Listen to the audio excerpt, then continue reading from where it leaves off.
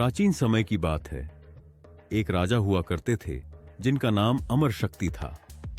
उनकी राजधानी महिलारोप्य नामक नगर था और राजा अमर शक्ति बहुत ही योग्य, वीर, न्यायप्रिय और दानवीर थे। उनके 3 पुत्र बहुशक्ति, उग्र शक्ति और अनंत शक्ति थे। राजा के तीनों पुत्र मूर्ख और बेकार के कार्यों में अपना समय बर्बाद करते थे। राजा ने उन्हें बहुत अच्छी शिक्षा देने का प्रयत्न किया, परंतु तीनों ने पढ़ाई लिखाई में कोई रुचि नहीं ली। राजा अपने पुत्रों की मूर्खता और निकम्मेपन से बहुत परेशान थे। अब राजा बहुत चिंतित रहने लगे। उन्हें डर सताने लगा कि उनके जाने के बाद उनके राजपाट का क्या होगा। उनके बेवकूफ पुत्र तो कुछ ही दिनों में राज्य को नष्ट कर देंगे। उनके तीनों पुत्रों में कोई भी ऐसा नहीं था जो राज्य का भार अपने कंधों पर उठा सके। राजा अमर शक्ति के राज्य में कई योग्य शास्त्रों में पारंगत और निपुण शिक्षक थे, परंतु उनमें से कोई भी ऐसा नहीं था जो उन तीनों को शिक्षित कर सके।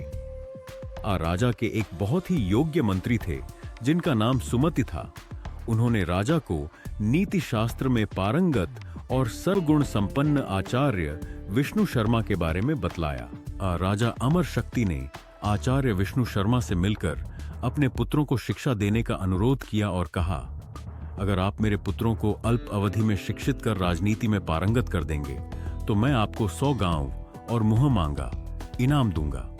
राजा की बात सुनकर आचार्य विष्णु शर्मा को हंसी आ गई और उन्होंने मुस्कुराते हुए कहा, राजन, मैं आपकी परेशानी समझ सकता हूं। मैं सरस्वती का उपासक हूं और मुझे धन माया से कोई लगाव नहीं है, परंतु इस राज्य की भलाई के लिए मैं 6 माह के अंदर आपके पुत्रों को शिक्षा देकर उन्हें कुशल राजनीतिज्ञ बना दूंगा।